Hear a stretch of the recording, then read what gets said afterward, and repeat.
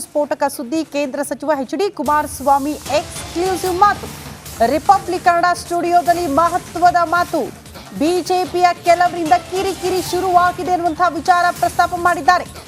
ವಿಜಯೇಂದ್ರ ಅಶೋಕ್ ಜೊತೆ ಉತ್ತಮ ಬಾಂಧವ್ಯ, ಆದ್ರೆ ಇತರೆ ಬಿಜೆಪಿ ನಾಯಕರಿಂದ ಕಿರಿಕಿರಿ ಆಗ್ತಾ ಇದೆ ಅನ್ನೋ ವಿಚಾರವನ್ನ ಕೇಂದ್ರ ಸಚಿವ ಎಚ್.ಡಿ. ಕುಮಾರಸ್ವಾಮಿ ಅವರು ಪ್ರಸ್ತಾಪ ಮಾಡಿದ್ದಾರೆ. ರಿಪಬ್ಲಿಕ್ ಕನ್ನಡ ಸ್ಟುಡಿಯೋದಲ್ಲಿ ಎಚ್.ಡಿ.ಕೆ ಮಾತು. ನೀವು ಬಿಟ್ಟ ಸ್ಥಳ ತುಂಬಿರಿ ಅನ್ನೋ ತರ ಬಿಟ್ಬಿಟ್ರೆ ಜನರಿಗೆ ಏನ್ ಅನ್ಸುತ್ತೆ, ಕೇಂದ್ರದಲ್ಲಿ ಬಿಜೆಪಿ ನಾಯಕರು ಕುಮಾರಸ್ವಾಮಿ ಜೊತೆ ಚೆನ್ನಾಗಿದ್ದಾರೆ, ಹಾಗಾದ್ರೆ ಕಾಟ ಕೊಡ್ತಿರೋರು ಯಾರು? ರಾಜ್ಯದ ಬಿಜೆಪಿ ನಾಯಕರ? ಇಲ್ಲಿ ನಾನು ರಾಜ್ಯದಲ್ಲೂ ಬಿಜೆಪಿಯ ಪರವಾಗಿ ಇವತ್ತು ನಾನು ಅವ್ರ ಜೊತೆಲೇ ಕೆಲಸ ಮಾಡ್ತಾ ಇದ್ದೇನೆ. ನಾನು ಬಿಜೆಪಿ ಪಕ್ಷಕ್ಕೆ ದೋಷ ಕೊಡಲ್ಲ. ಇಲ್ಲಿ ಕೆಲವು ವ್ಯಕ್ತಿಗಳು ನಡ್ಕೊಳ್ತಕ್ಕಂಥದ್ದು ಇದೆಯಲ್ಲ, ಆ ವ್ಯಕ್ತಿಗಳ ನಡವಳಿಕೆ ಈ ಎರಡು ಮೈತ್ರಿಯ ಒಂದು ವಿಶ್ವಾಸಕ್ಕೆ ಕೊರತೆ ಆಗಬಾರದು. ಅಂತಂದ್ರೆ ರಾಜ್ಯದ ಮಟ್ಟದಲ್ಲ ಅಥವಾ ಕೆಲವು ಜಿಲ್ಲೆ ರಾಜ್ಯ ಮಟ್ಟದಲ್ಲಿ ಜಿಲ್ಲೆ ಮಟ್ಟದಲ್ಲಿ ಇದ್ದಾರೆ. ರಾಜ್ಯ ಮಟ್ಟದಲ್ಲೂ ಅವರ ಪಕ್ಷದಲ್ಲೇ ಕೆಲವು ನಡೀತಿರ್ತಕ್ಕಂಥ ಬೆಳವಣಿಗೆ ನೀವೇ ನೋಡ್ತೀರಿ. ನಾನು ಆ ಪಕ್ಷದ ಕಾರ್ಯಕರ್ತರ ಬಗ್ಗೆ ನಾನು ದೋಷ ಕೊಡಲ್ಲ. ಕೆಲವು ನಾಯಕರುಗಳು ಸಣ್ಣತನ ಬಿಟ್ಟು ಇವತ್ತು ನಮ್ಮ ಮೂಲ ಉದ್ದೇಶ, ನಾನು ನೇರವಾಗಿ ಹೇಳ್ತೀನಿ, ಮೂಲ ಉದ್ದೇಶ ನಾನು ಯಾರನ್ನು ಇಲ್ ಟ್ರೀಟ್ ಮಾಡಕ್ಕೆ ಹೇಳ್ತಾ ಇಲ್ಲ. ಇವತ್ತು ಸ್ಪಷ್ಟವಾದ ಸಂದೇಶ ನಾಡಿನ ಜನತೆ ಕೊಡ್ಬೇಕು. ನಾವು ಇವತ್ತು ಮತದಾರರಲ್ಲಿ ವಿಶ್ವಾಸ ಮೂಡಿಸ್ಬೇಕು. ಇಲ್ಲಪ್ಪ, ಇವತ್ತು ಎರಡೂ ಪಕ್ಷಗಳ ಒಂದು ಹೊಂದಾಣಿಕೆ ಈ ರಾಜ್ಯಕ್ಕೆ ಅನಿವಾರ್ಯ ಅಂತಕ್ಕಂಥದ್ದು ಜನಸಾಮಾನ್ಯರಲ್ಲಿದೆ. ಅದಕ್ಕೆ ನಮ್ಮಿಂದ ಲೋಪ ಆಗಬಾರದು. ಆ ಹಿನ್ನೆಲೆಯಲ್ಲಿ ಎಲ್ಲರಿಗೂ ಕೈ ಜೋಡಿಸಿ ಮನವಿ ಮಾಡ್ತಾರೆ. ನಿಮ್ಮ ಹಾಗೆ ವಿಜಯೇಂದ್ರ ಅಶೋಕ್ ಈ ಮೂರು ಜನರ ನಡುವಿನ ಕೆಮಿಸ್ಟ್ರಿ ಚೆನ್ನಾಗಿದೆಯಾ?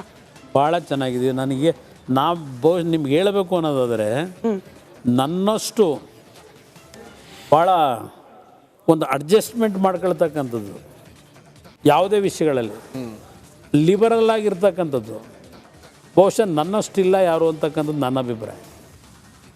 ಓಕೆ, ಏನೆಲ್ಲ ಮಾತಾಡಿದ್ದಾರೆ. ಒಂದು ಮೆಗಾ ಸಂದರ್ಶನ, ಅದು 10 ಗಂಟೆಗೆ ಪ್ರಸಾರವಾಗುತ್ತೆ ನೋಡಿ. ತುಂಬ ಅದ್ಭುತ ಪಾಯಿಂಟ್ಗಳನ್ನು ಹೇಳಿದ್ದಾರೆ. ಆ ಪಾಯಿಂಟ್ಗಳೇ ಮತ್ತೆ ಬೇರೆ ಬೇರೆ ಚಾನೆಲ್ಗಳಿಗೆ ಆಹಾರವಾಗುವಂಥ ಸಾಧ್ಯತೆ ಇದೆ. ಅದನ್ನೇ ಮತ್ತೆ ಅವರ ಹತ್ರ ಮಾಹಿತಿ ಪಡೆಯುವಂಥ ಸಾಧ್ಯತೆ ಕೂಡ ಇದೆ.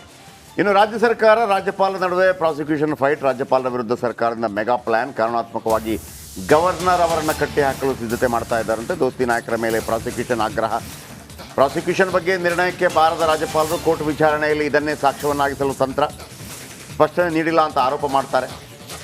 ಏನಪ್ಪ ಅಂತಂದರೆ ನೋಡಿ, ಇವರು ದೇಶದ ರಾಜಕಾರಣ ಮಾಡ್ತಾ ಇದ್ದಾರೆ ಅಂತ ಕೋರ್ಟಲ್ಲಿ ಹೇಳೋದು. ಈಗ ನಾಡಿದ 29ನೇ ತಾರೀಕಿಗೆ ಹೈಕೋರ್ಟಲ್ಲಿ ವಿಚಾರ ಬರುತ್ತಲ್ವಾ,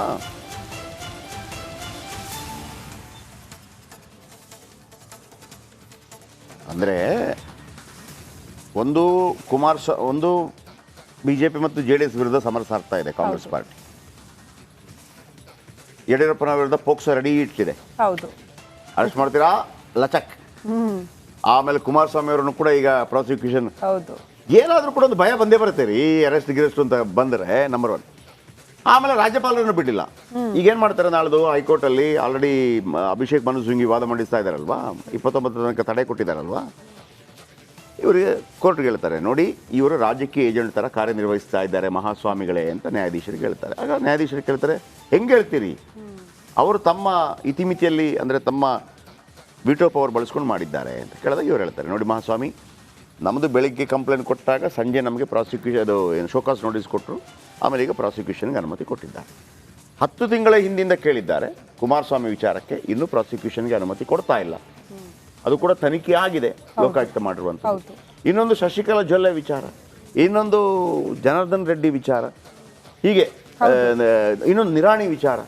ಇವರದು ಕೊಡದೆ ನಮ್ಮನ್ನು ಕೊಟ್ಟಿದ್ದಾರೆ ಅಂತ ಹೇಳುವಾಗ ಇದು ಮೇಲ್ನೋಟಕ್ಕೆ ಇವರು ಬಿಜೆಪಿ ಪರವಾಗಿ, ಕೇಂದ್ರದ ಪರವಾಗಿ, ರಾಜ್ಯ ಸರ್ಕಾರದ ವಿರುದ್ಧವಾಗಿ ಕೆಲಸ ಮಾಡಿದಂಗೆ ಅನಿಸ್ತಾ ಇದೆ ಅನ್ನುವಂಥ ರೀತಿಯಲ್ಲಿ ಕಟ್ಟಿ ಹಾಕುವಂಥ ಪ್ರಯತ್ನಗಳಾಗುತ್ತೆ.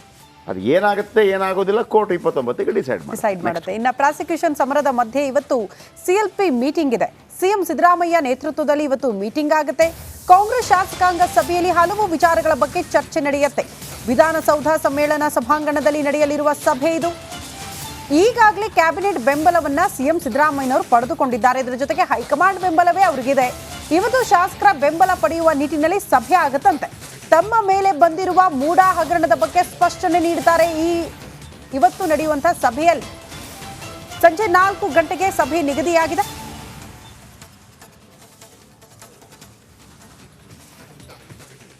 LP ಸಭೆ ಅಂದರೆ ಲೆಜಿಸ್ಲೇಟಿವ್ ಪಾರ್ಟಿ ಮೀಟಿಂಗ್, ಎಲ್ಲ MLAಗಳನ್ನು ಸೇರಿಸಿ ಒಂದು ಮೀಟಿಂಗ್ ಮಾಡ್ತಾ ಇರ್ತಾರೆ.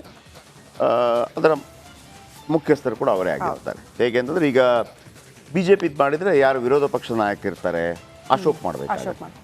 ಅದು ವಿಜೇಂದ್ರಗೆ ಮಾಡೋಕ್ಕೆ ಬರೋದಿಲ್ಲ. ವಿಜೇಂದ್ರ ಅಧ್ಯಕ್ಷ, ಪಾರ್ಟಿ ಅಧ್ಯಕ್ಷ. ಪಾರ್ಟಿ ವಿಚಾರ ಬಂದಾಗ ಸಂವಿಧಾನ ಬರೋದಿಲ್ಲ ಅಲ್ಲಿ, ಅವರ ಬೇಲ ಅವರೇ ಮಾಡಿಕೊಂಡ್ರೆ ಬರುತ್ತೆ. ಸರ್ಕಾರ ಅಂತ ಹೇಳುವಾಗ ಅಲ್ಲಿ ಸಂವಿಧಾನದ ವಿಚಾರದಲ್ಲೇ ನಡಿಬೇಕಾಗತ್ತೆ. ಅದಕ್ಕೆ ಒಂದು ಡೆಕೋರಮ್ ಇರುತ್ತೆ. ಈಗ ಏನು ಹೇಳ್ತಾರೆ ಇವತ್ತಿನ ಮೀಟಿಂಗಲ್ಲಿ, ಮುಡಾ ಹಗರಣ ಬಗ್ಗೆ CM ಸ್ಪಷ್ಟನೆ ಕೊಡ್ತಾರೆ ಎಲ್ಲ MLAಗಳಿಗೆ. ನೋಡಿ, ಮುಡಾ ಹಗರಣ ಹಿಂಗಿಂಗೆ ನಾನೇನು ತಪ್ಪು ಮಾಡಿಲ್ಲ, ನೀವು ವಿಚಾರವನ್ನೇ ಹೇಳಿ ಅಂತ ಹೇಳ್ತಾರೆ. ರಾಜ್ಯಪಾಲರ ದುರ್ಬಳಕೆ ಆಗಿದೆ ಹೇಗೆ ಅನ್ನೋದನ್ನು ವಿವರಿಸ್ತಾರೆ ಎಲ್ಲ MLAಗಳಿಗೆ, ಮಂತ್ರಿಗಳಿಗೆ. ಒಟ್ಟಾಗಿ ಹೋರಾಡುವ ಅನಿವಾರ್ಯತೆ ಇದೆ. ಏನು ಹೇಳ್ತಾರೆ, ನಿಮಗೆ ಸಮ್ಟೈಮ್ ಸಿದ್ದರಾಮಯ್ಯನ ಕಂಡ್ರೆ ಆಗಲಿಕ್ಕಿಲ್ಲ, ಓಕೆ, ಆದರೆ ಸಿದ್ದರಾಮಯ್ಯನ ಇಳಿಸಬೇಕು ಅಂತ ಟ್ರೈ ಮಾಡಿದರೆ ಸರ್ಕಾರವೇ ಬಿದ್ದೋಗ್ಬಿಡ್ತದೆ. ನಿನಗೆಲ್ಲ ಆಮೇಲೆ ಮಂತ್ರಿಗಿರಿ ಇರಲ್ಲಪ್ಪ. ಹೌದು. ಆಮೇಲೆ ರಾಜಕೀಯವಾಗಿ ಪ್ರಯತ್ನ ಪಡೋದು ಕೂಡ ಅದನ್ನೇ ಅಲ್ವಾ, ಅಸ್ಥಿರಗೊಳಿಸಿದ್ರೆ ನಾವು ಬರ್ತೀವಿ ಅಂತ. ಅದು ಕಾಂಗ್ರೆಸ್ ಅವರಿಗೆ ಮನವರಿಕೆ ಆಗಿದೆ. ಹಾಗಾಗಿ ಎಲ್ಲರೂ ಒಟ್ಟಾಗಿದ್ದಾರೆ. ನೀವಾದ ನಂತರ ನಾವು ಅಂತ ಹೇಳ್ತಾರೆ. DK ಶಿವಕುಮಾರ್ 10 ವರ್ಷ ನೀವೇ ಅಂತ ಹೇಳ್ಬಿಟ್ಟಿದ್ದಾರೆ. ಇನ್ನೊಂದು ಕಡೆ ಹೈಕಮಾಂಡ್ ಸಚಿವರು ಬೆಂಬಲ ಕೊಟ್ಟಿದ್ದಾರೆ, ಶಾಸಕರ ಬೆಂಬಲ ಕೋರಲಿದ್ದಾರೆ CM ಸಿದ್ದರಾಮಯ್ಯ. ನೋಡಿ, ಪ್ರತಿಯೊಬ್ಬರು ಕೂಡ ಇದರ ಬಗ್ಗೆ ಮಾತಾಡಬೇಕು, ಏನು ಮಾತಾಡಬೇಕು ಅಂತ ಹೇಳ್ಕೊಡ್ತಾರೆ. ಮುಂದಿನ ಹೋರಾಟದ ಬಗ್ಗೆ CM ಮಾಹಿತಿ ಕೊಡ್ತಾರೆ. ಶಾಸಕರ ಅನುದಾನ ಬಗ್ಗೆ ಕೂಡ, ನೋಡಿ ನಿಮ್ಮ ದುಡ್ಡು ಗಿಡ್ಡು ಎಲ್ಲ ಕೊಡ್ತೀವಿ ಫ್ರೀ. ಆಗ ಅವರು ಏನು ಹೇಳ್ತಾರೆ ಅಂತಂದರೆ, ಅದೆಲ್ಲ ಓಕೆ ಸರ್, ಹೋರಾಟ ಮಾಡ್ತೀವಿ, ಈಗ ನೀವು ಫ್ರೀ ಗ್ಯಾರಂಟಿ ಅಂದ್ಬಿಟ್ಟು ನಮಗೆ ಶಾಸಕರ ಅನುದಾನ ಬರ್ತಾ ಇಲ್ಲ, ನಮ್ಮಲ್ಲಿಗೆ ದುಡ್ಡು ಬರ್ತಾ ಇಲ್ಲ, ಎಲ್ಲ ಮಾಡ್ತೀನಿ ರೀ ಅಂತೆಲ್ಲ ಹೇಳ್ತಾರೆ. ಸೊ ಇದೆಲ್ಲ ಆಗತ್ತೆ. ಸೊ ಇದು ಇವತ್ತಿನ ಶಾಸಕಾಂಗ ಪಕ್ಷದ ಸಭೆಯಲ್ಲಿ ನಡೆಯುವಂತಹ ಮೀಟಿಂಗ್ನ ಕೆಲವು ಅಜೆಂಡಾ ಪಾಯಿಂಟ್ಸ್ಗಳು. ಓಕೆ, MLC ಐವಾನ್ ಡಿಸೋಜಾ ಮನೆ ಮೇಲೆ ಕಲ್ಲು ತೂರಾಟವಾಗಿದೆ. ರಾಜ್ಯಪಾಲರ ವಿರುದ್ಧ ವಿವಾದಾತ್ಮಕ ಹೇಳಿಕೆ ಕೊಟ್ಟಿರುವ ಹಿನ್ನೆಲೆ ಡಿಸೋಜಾ ಅವರ ಮನೆ ಮೇಲೆ ಕಲ್ಲು ತೂರಲಾಗಿದೆ. ಬೈಕ್ನಲ್ಲಿ ಬಂದಂತಹ ದುಷ್ಕರ್ಮಿಗಳು ಐವಾನ್ ಡಿಸೋಜಾ ಮನೆಗೆ ಕಲ್ಲು ತೂರಿ ಹೋಗಿದ್ದಾರೆ. ಮಂಗಳೂರಿನ ವೆಲೆನ್ಸಿಯಾದಲ್ಲಿರುವಂತಹ ಐವಾನ್ ಡಿಸೋಜಾ ಅವರ ನಿವಾಸ. ನಿನ್ನೆ ರಾತ್ರಿ ಮನೆ ಬಳಿ ಬಂದು ದುಷ್ಕರ್ಮಿಗಳು ಕಲ್ಲು ತೂರಿ ಹೋಗಿದ್ದಾರೆ. ಇವತ್ತು ಮತ್ತೊಂದು ಕಡೆ ಬಿಜೆಪಿ ನಾಯಕರ ಹೋರಾಟ. ಇದೇ ವಿಚಾರಕ್ಕೆ ಸಂಬಂಧಪಟ್ಟಂತೆ ಅವರ ವಿರುದ್ಧ ಕ್ರಮ ಆಗಬೇಕು ಅಂತ. ಸದ್ಯ ಅವರ ಮನೆಯ ಬಳಿ ಇರುವಂತಹ ಪರಿಸ್ಥಿತಿ ಹೇಗಿದೆ, ಆ ಕುರಿತ ಒಂದು ಪ್ರತ್ಯಕ್ಷ ವರದಿ ನಮ್ಮ ಪ್ರತಿನಿಧಿ ಕೊಟ್ಟಿದ್ದಾರೆ, ನೋಡ್ಕೊಂಡು ಬರೋಣ. ವಿಧಾನ ಪರಿಷತ್ ಸದಸ್ಯ ಐವಾನ್ ಡಿಸೋಜ ಅವರು ಪ್ರತಿಭಟನೆ ವೇಳೆಯಲ್ಲಿ ಬಾಂಗ್ಲಾ ಮಾದರಿಯಲ್ಲಿ ರಾಜ್ಯಪಾಲರ ಮನೆಗೆ ನುಗ್ಗಿ ದಾಳಿ ಮಾಡ್ತೇವೆ ಅನ್ನುವಂಥ ಏನು ಹೇಳಿಕೆ ಏನಿದೆ ಅದು ಬಹಳಷ್ಟು ಆಕ್ರೋಶಕ್ಕೂ ಕೂಡ ಕಾರಣ ಆಗಿತ್ತೆ. ನಿನ್ನೆ ರಾತ್ರಿ ವೇಳೆ ಐವಾನ್ ಡಿಸೋಜ ಅವರ ಮನೆಗೆ ಕಲ್ಲು ತೂರಾಟ ಕೂಡ ಆಗಿರುವಂಥದ್ದು ನೀವೀಗ ದೃಶ್ಯದಲ್ಲಿ ಗಮನಿಸಬಹುದು. ಇದು ವಿಧಾನ ಪರಿಷತ್ ಸದಸ್ಯ ಐವಾನ್ ಡಿಸೋಜ ಅವರ ಮನೆ, ಮಂಗಳೂರಿನ ಹೃದಯ ಭಾಗದ ವೆಲೆನ್ಸಿಯಾದಲ್ಲಿ ಇರುವಂತಹ ಐವಾನ್ ಡಿಸೋಜ ಅವರ